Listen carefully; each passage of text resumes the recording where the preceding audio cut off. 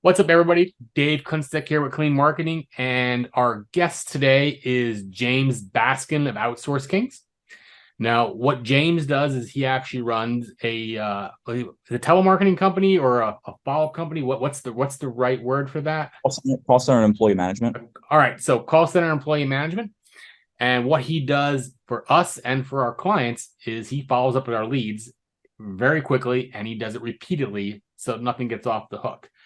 I found James because I came into contact and ended up with his book. And then I ended up meeting him at a networking event. And he started doing work for us. He started doing work for some of our clients, and it's been off for there. So the name of the episode here we're doing is going to be called Wash, Rinse, and Repeat, the art of effective follow-up for the home service cleaning industry. So what we're going to go over here first is, again, just a little bit about James' experience, and what he's going to go into is why it is so important for pressure washing companies, paper sealing companies, window cleaning companies, pretty much any home services of how to follow up quickly, what to say, and just what gets the point across and people to turn from prospects into leads. So just to start off here, Jim, how did you come to specialize in, doing this type of service for home services and specifically for us, the pressure washing industries? Yeah, so we got started working with marketers that had reached out to us with roofing, windows, and siding, specifically Yep. gutters, because usually roofers do all of those, or they do at least one of those. And the marketers said, "Hey, our clients aren't calling leads. They're not texting people back. They're not doing follow-up. Can you call leads for us?" And that was probably, it was pre-COVID, so probably about 3 to 4 years ago.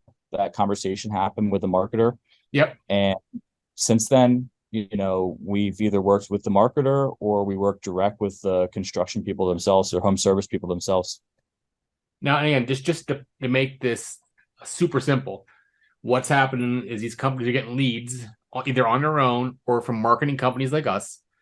And the issue that you're solving for them is the timely follow up and even saying the right thing to get a booked appointments in the calendar. Is that about summarize it? Exactly. Cool, cool. Um, so what are the key challenges that you find that the pressure wash industry what they face when it comes to follow ups? Like, what do you see? Well, it's a few things. The first thing is actually calling the leads or answering their phone. Yeah, we see that. They're busy, right? They're good at their job or their craft. That's the big thing that I've seen for pretty much every home service, and I'll let it go across the board to really any home service. Really, is that anyone that's really ever good at their craft, they're usually not good at business management, and they want to be in their field. They want to be doing what they're doing, actually doing the work. Yep. And Yep. unfortunately, that means that sometimes they're not that skilled or they're not capable or they don't want to answer their phone, call back leads. They know they need to do it. They do it, but they're like dragging their feet. We talked to a power washing guy that I don't know when it was, a month ago or whatever, and he absolutely dreads having to do this stuff. He doesn't want to do it. He just wants to focus on his jobs. And I said, this is the perfect fit. This is exactly what we do, and we'll do it for you. And he's like, wants to sell his business. That's how much he doesn't want to do it anymore. Yeah, and it's like it's hard, especially when you're like, say, you're under $250,000, in the pressure washing industry when you're doing, because again, you're probably at that rate, you're probably still on a truck. You probably might have two employees, maybe someone in the office, but when you're on a roof, when you're actually doing your job and the phone rings, and again, you're trying to do a really good job at your job, but if you don't take that call, you could be losing business and you're wasting money on leads. So like I can see where this really makes sense. So how about can you walk us through the process of following up with customers? Once they, you know, you bring them in as a lead, they come in, they fill out a form, and they kind of raise their hand, and say, "Hey, I'm interested in this." But obviously, depending on how the marketing is, if it's Google ads, they're probably way interested. If it's Facebook ads, they might have just been they might got caught up in the targeting, and they're like they never thought about it, but they're kind of they're a little cold compared to another kind of a lead. Like, what is your process for handling those? Yeah. So there's two key things to remember as part of the process. speed being number one, Yep. and the amount of follow-ups being number two. Obviously, there's all other parts of it, but to talk on speed, how fast you call the lead is going to matter. These people specifically, I would say, if we're going to go the Facebook route, these people, and even Google actually, they're going to go with whoever calls them back first or whoever answers the phone. I don't want to say pressure washing is not a pain point type of service, but It's kind of a luxury, you don't need to have it done, but it's one of those things where they're looking when yeah. they're looking, and they're probably not going to stop until they get it done. And they have, no offense to any person that dominates their area, they probably have no idea who the number one person to go to in the area is. They just know pressure washing and the insert city name. They're going to probably put in Google, and Facebook's probably going to retarget them. Maybe they're going to look for a couple quotes. And if you answer your phone, they're going to probably go with you. I bet you more times out of none. And then the next thing is, if you're generating leads, and part of our process, this is just to stick with the question, is calling them. We call it 10 times. Sometimes we do more. Yep. I can tell you sometimes that's 9 times more than most people are going to call their leads. Sometimes I can't tell you how many guys in home services tell me, I ask them, when do you guys call leads if you do? And they say, oh, at the end of the day or in the morning. We hear that all the time, and a lot of times, even if we get the question like, the leads aren't panning out or they're not answering the phone, it's because they moved on. I mean, you can still salvage some of them, but that first, 15 minutes or even, preferably like 2 to 5 minutes is super important because it's on top of mind. Yep. So again, obviously you working with different home services industries. I'm sure you phrase your conversations a little different. How do you guys how does your team personalize follow-ups for, the different types of customers that you might get? Obviously you talk about pressure washing, you talk about roofing, I'm sure you have like other ones like HVAC and whatever else, but like, how do you personalize those based on let's say the higher ticket or lower ticket services? Like, how do you change up the conversation? The thing and the approach that we've always taken when we actually talk to the person is we get right down to it, and also hold the person accountable. And I forget exactly how I phrased this on another talk I gave, but we get right to it. We say, hey, I'm calling you because you were recently on our Facebook page, or hey, you had filled out something online and I'm getting you the information. Are you still interested in XYZ service? And so it gets right to the point. I can't speak for how they feel, but I'm not here to waste their time or try to pretend like, oh, hey, we've got this new improved thing, and they don't even know what it is. It's like, hey, David, you were on our Facebook page yesterday about getting pressure washing services or getting your pavers, cleaned or whatever, however the verbiage is per se that the client wants us to use. And it's my job to get you that information and also set up a time for us to come out. And are you still interested in this? And sometimes we don't necessarily always phrase that. It differs, to be honest with you. Sometimes we always try different stuff. The thing that I was thinking about when you asked me this question was when we call. So one thing that I like how my team and we do this is we call fast, we call often, but we're not invasive to like calling them. On reports that I see, you guys call like, if you don't get them, you do once a day. We do it once a day, but what I like even more that my team and I got to give credit to my team here, and they kind of did this on their own. I can't take credit for this at all. They, instead of calling them the same time every day, which I can't tell you how many marketing or companies call me the same time, 3:00 every day, and until I answer the phone and stop calling me, my team switches it up. And I don't know why they did this. I'm not going to sit here and say that I did it. I'm not going to take credit for it. They just decided that, hey, we're going to call these people random times of the day. And I'm not talking like 9 p.m. I'm talking like, instead of 3:00, let's call them at 1. Let's call them at 5. Let's call them at 9 a.m. And they'll switch it up each day, which I thought was really interesting. And the scattered of the times increases the pickup rate. And then also, it increases the pickup rate for people that might be busy. Someone fills out a Facebook lead and they're at work. Maybe they don't have time to answer the phone. And then the fact that you're calling at a different time, it allows them to answer that phone call. And so just to kind of clarify with that, it's getting right specific down to the point of why you're calling. I'm Yep. calling because you need my service. Obviously not phrasing it like that, but I'm calling because, you had filled out this thing online, or when you're answering your phone, it's saying the name of your company and what you do. Can't tell you how many times we hear from contractors or home service people, or the marketer, I should say, that works with them. These people don't answer their phone correctly, or it's like, what do you want? Who is this? Yeah, we hear that too. When we listen to recordings, sometimes, of the calls are just not super professional, or we'll hear the front desk answer, and honest to God, it seems like sometimes they're either not trained well, or they just have a different objective. As far as, rather than trying to figure out what people want, they're kind of treating the leads like McDonald's. You go to McDonald's, you're gonna order, you're gonna order. So Yep. what happens if a person says, I'm interested in getting my home cleaned? And, like I've heard this one a couple of times, and they'll be like, okay, it's, if you get with your first service, you can get 10% off your second service and 30% off your third service, and or something of that sort.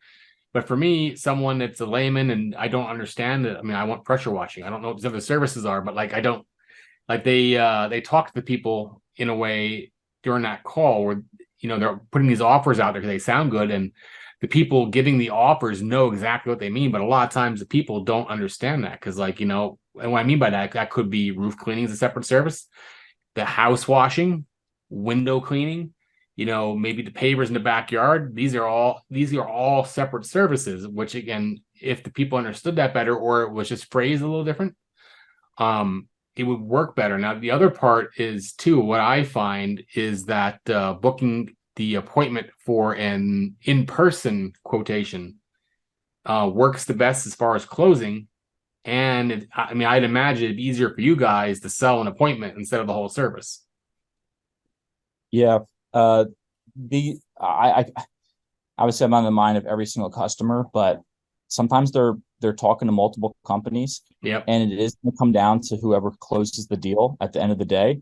And believe it or not, that's more than just, sales in 2023 is so much different than what sales was in the early 2000s of, some slick guy over the phone kind of thing. Believe it or not, what I personally think sales is, who's ever the most knowledgeable, perceived trustworthiness, of course, Yep. and Yep. shows up on time. I can't tell you how many times I tell my contractors I work with, we want to make sure we show up on time and we're not sitting inside the truck. And I always make the joke that you're not finishing up a cigarette and flicking it in their driveway when you show up to the job. And people laugh because they know it's true. And it's It like is. It is, man. drinking a Even Monster like and smoking a cigarette. this past week, I seen some roofers on a roof, and they were stripping shingles. I mean, again, every culture is different, but there was two guys up in someone's roof smoking a cigarette. And like, again, I don't care if people smoke. I'm not saying that at all, but I just think it's a bad look for a company when you're on someone's property. Yep. And it's even worse look if you sit idle in someone's driveway as you're wrapping. This is exactly what happens. I know it happens. Sitting idle in someone's driveway, wrapping up a phone call, drinking their coffee, Monster energy drink, whatever they're drinking, water, smoking a cigarette. And that homeowner is looking out the window and they're making a buying decision factor if they're Yep. going to hire this person in that moment. And if that's your first impression on them is, hey, this guy, he's in his driveway, he might have waved to me or maybe not, and they're just sitting in the driveway, it's like that person's already decided I'm not working with them. Nope, I agree. So now on from there, I know we got a little off track on that, but when you start working with somebody that obviously needs your services, there's some kind of a gap, where they're getting so many appointments. So what do you feel like the impact of you guys coming in, and or even for the people who maybe you talk to but don't work with you, but then start calling people quicker? What do you feel like the impact on lead closing, appointment setting? Do you feel that making these timely calls and repeated calls at different times of the day makes for a bit, home services business? So just to kind of clarify for the question, you're saying the gap in regards to Where they're at now before either you or they start calling a little more timely, to where they go. yeah, and I love how you said gap. I found an old note that talked about, the gap in someone's business of where they're at, and that's the bridge that we solve. And that was a phrase that I used to use, is we're the bridge that gets you from lead to appointment, and we're that bridge. So I really like how you said the gap. So where they're at now is they're trying to manage everything, whether they're writing down the lead's name and they're writing down if they called them back or the best contact, or maybe they're using a CRM. If they aren't, they're probably just trying to use their phone and trying to call back leads.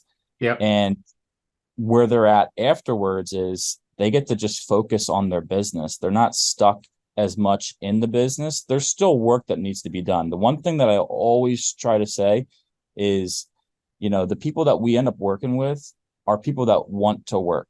I never try to sell some dream like, oh, you'll never work again if you hire us. There's all these companies that try to sell some pipe dream like that. Yep. And so the bridge is, we're going to call the leads, we're going to book the appointments, we're going to confirm the appointments to simplify it. And then where the client's at afterwards is they just show up. We had a guy that gave us a testimonial a couple years back, and he said, I just show up. James' team does the rest. I just show up. And it was funny because he was in the gym when he recorded the video. He's like, I just show up. I don't call leads. I just show up. And I was like, this is awesome. Yeah. So aside from there, like what types of, obviously you're making phone calls, but how do you organize things? Like, how do you organize your calls? What kind of technology you use to reach out to them? Other, if you use anything other than phone, like what's your process look like? Yeah. So, I'm really big on employee management and making sure the right people are in the right seats. And, technology, we use generally the dialers that the company uses when we use their software. There's a bunch of different dialers out there. I'm not going to go way in depth on that. Yeah, we don't get into that, but generally use if they have their own software that they want us to use, we'll use that. Job Progress, Job Nimbus, Go High Level, and we'll make the calls out of there. And we keep it in their ecosystem. So hopefully I'm answering this question as best as you would like. But the big thing that I see with a lot of home service people is we're not trying to add to their plate. So in terms of like our process, we have our process, yes, but we try to make sure that our process is not more work on the client. So we're not trying to add to the fact of what they need to do. And now all of a sudden we add another CRM or another thing that they have to do. It's like, hey, what are you guys doing currently? How can we plug into that? And how can we make your job easier versus like, hey, by the way, we need you to update this spreadsheet every single day at the end of your workday. It's like, nah, we're not here to make things harder for people. Yeah. Now from there, how do you know what to say to people? Like, let's say, obviously, I'm sure you have your standard starter, like, here's what works in the home service industry, but I'm sure you've experienced it doesn't work for every customer, every niche, even moving to different parts of the country. I'm sure the same script doesn't work. Like, how do you guys track, if things are being effective, and how do you decide what changes to make in what you're saying to people for a particular client? You come on, we're talking to like the actual lead or to the yeah. We're not talking B2B. We're talking like, again, you're following up for a pressure washing company. You have one in Texas, you have one in Orlando, and one in Pennsylvania. Obviously, some things are going to be different. Like, so I always tell my team, if you don't know something, ask, and don't pretend. People can tell when you're making stuff up. Yeah. And so what ends up happening is, let's say, for instance, if someone calls and they ask some really specified question about pressure washing that maybe we don't know. Very likely, we're not an expert in everything. And I tell my team, don't pretend. We tell them, hey, our job is to get the appointment, basically. We tell the lead that our job is to get you the information and get a time set up for our expert to come out to your house. I'll make sure that he covers this question with you. We write that question down and we either bring it up to our client or we just send it over as an email. And we don't try to pretend that we're an expert. We've worked in a whole bunch of different industries over the years. For the roofing, for instance, these people will start asking about dimensions, and sometimes they'll start talking about, oh, we bought our own material from Gath and blah, blah, blah, blah, blah, and all this stuff. And my team, they're not going to know the answer to those questions. And I know that, and I don't hold that against them, and our clients don't either. And our clients don't want us to answer those questions. And so when they bring that stuff up, we tell them, hey, our roofing expert, he can cover all these questions when we come into the house. And then what I like that we do is we go straight back into booking the appointment. If you would like, he can be out in your area tomorrow after 3 o'clock. Does that work for you? Like, we don't go into like, oh, hey, we don't know what we're talking about, but my boss does. It's like, hey, our roofing expert can help you answer all those questions. What I can do is set up a time for us to talk tomorrow. And it just smooth. And most people, they don't have any issue with that. And they say, Yeah. they probably think over the phone, oh, that makes sense. I called the person. It's probably someone answering the phone for them, and they're probably not going to know the specifics either.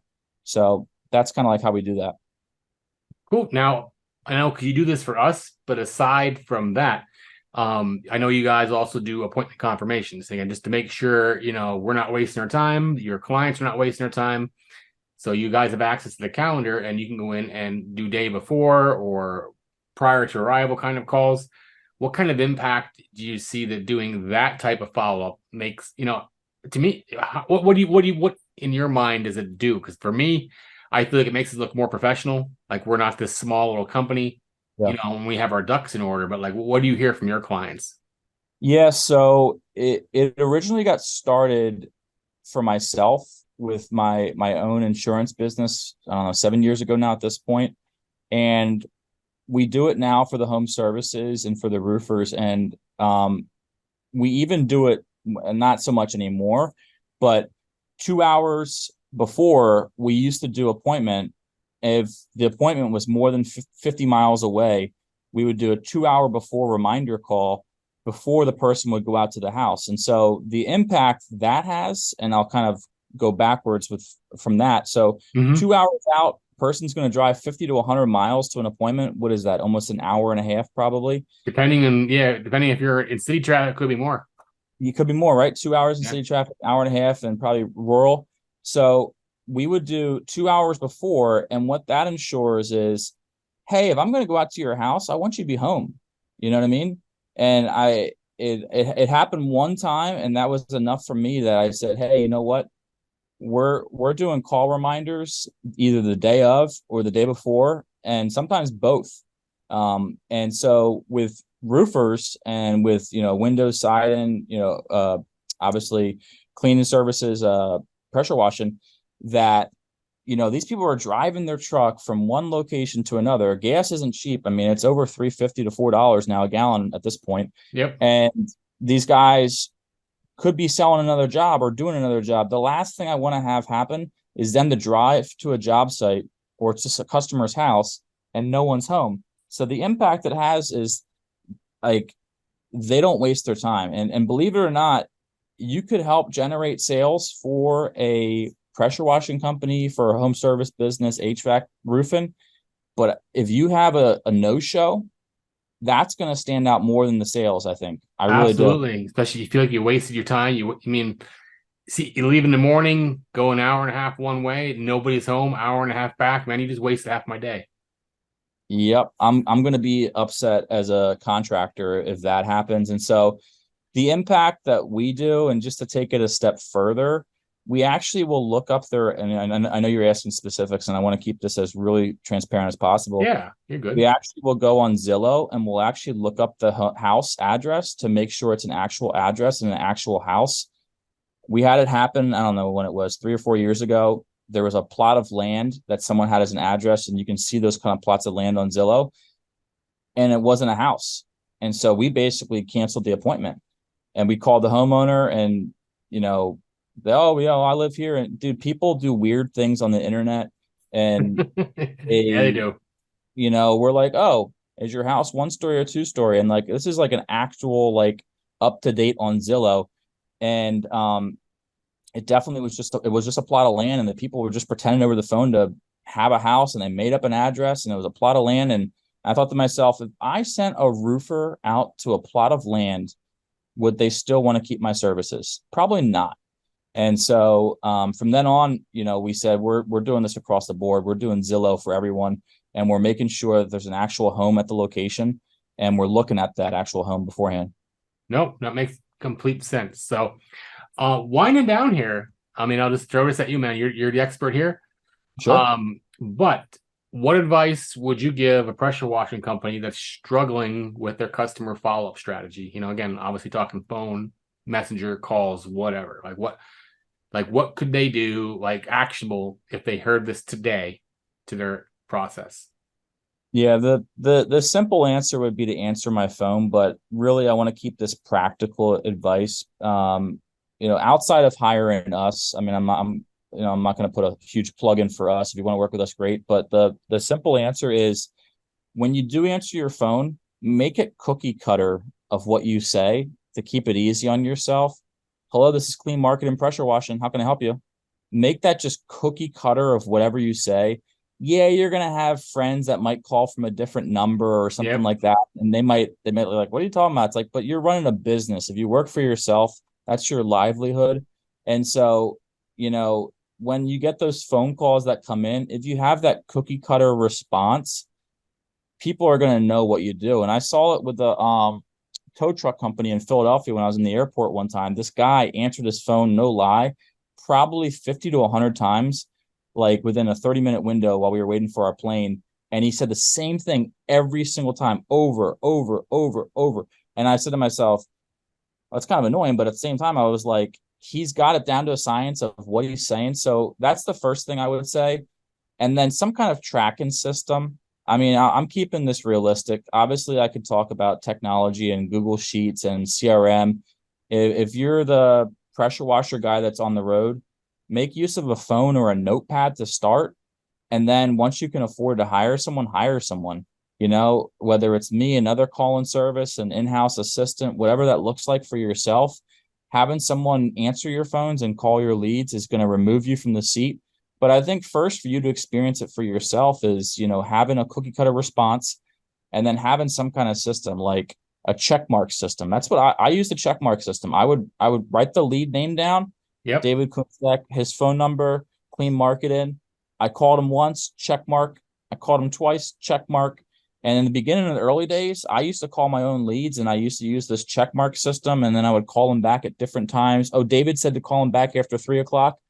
Call back CB after 3. And now my team uses the same lingo that I use. I used to write down CB 3 p.m. and I'd circle it. And then I put a little reminder on my phone and be like, call David back, David Kunstek back.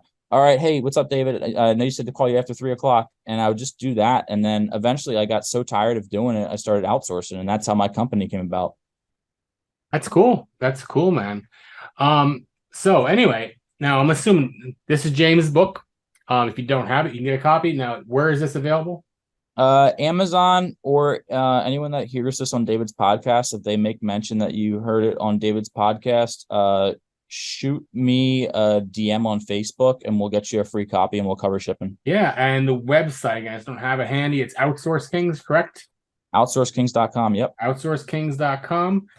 And again, I'm gonna give you one more chance here for a quick shameless plug, only because when I go to these conferences and stuff, there's a number of companies that I see, that offer kind of what they do, but I've heard them. I feel like you guys are a better fit. So the biggest one of all that I hear from, and I see at these conferences, I always see the Jill's office always has a booth, and I know you know who they are. Yep. How do you feel like you're different from working with Jill's office versus working with you? I'm glad you bring that up, and I'm trying to go back mentally. We had a call with the guy that used them, and I forget what he said that he didn't like. I'm trying to go back. I'm going to get it. Just Yeah, I'm not. Don't be wrong. I'm not trying to knock anybody. No, I like it. I like it, man. I embrace it. There's a million. They're not a million, but there's a lot of different services people can use. It's a free enterprise. I think what the guy had said, and it really kind of motivated me, it made me feel proud of what I do, and it motivated me just to work harder. Yeah. Was he said that Jill's office wouldn't customize anything for like what he wanted done. Now I get it at scale. You can't be doing one-off stuff, but I think he was like asking for like little things, and they were like, no, we won't do that. And it was just like so one thing that we do is I can't say it's different than Jill's because I've never worked with them, but we have had some people that reached out to us from that company. And I won't say anything negative about them because I don't really know. But I will say one thing that we do that a lot of people like, and they've told us compared to other services, is we try to make it easy on them. to use the service. We try to keep it in their ecosystem. It's not about a separate outside thing. We make it so much so that we're an extension of their service. And that's what the guy had told me. He said, you make it seem like you're just an employee inside my company. And so that's my goal. I'm not trying to be some separate company that you just reference. I'm trying to literally be in your back pocket, which also, and I don't know if it was going to come up as a question, but it's also what we're moving into, which is employee management, where we literally manage employees for companies, and that employee essentially works for them. We find them, we pay them, we hire them, we train them. They're already working for us, and we know they're capable of it. And then we basically assign one of our employees to a company. And then we have these people that have all these employees that they rent from us, and they don't have to manage them. Don't manage them, don't have to train them. They just come in, do their job, and go home like a regular employee without all the tax implications and everything else comes out of it. Exactly. Yep. That's the model that we're moving into, where it's like, hey, you can have this employee, they're full-time for you. We'll manage them 100%. You don't need to even communicate with them if you don't want to. If you want to communicate with them, that's fine. And, either way, we're going to manage them for you and train them as well. And a lot of people are in the home services. We're the name that we're considering calling it is basically like construction virtual assistants, basically. Cool, man. Well, hey, man. Hey, thanks so much for coming on. Yeah. And like I said earlier, if you have any questions about follow up, what kind of scripts work. I mean, again, grab this book and out on Amazon. It's only a couple of bucks, or just shoot Jim a DM. He'll actually send you a copy. Check out his website, and a little plug for us. If there's anything we can do for you, your pressure washing, paver sealing, window cleaning business, as far as generating more leads that Jim could follow up on if you really wanted them to, shoot us a message, get in touch. We'll set up a call and we'll talk. All right. Thanks, guys, and we'll see you in the next episode.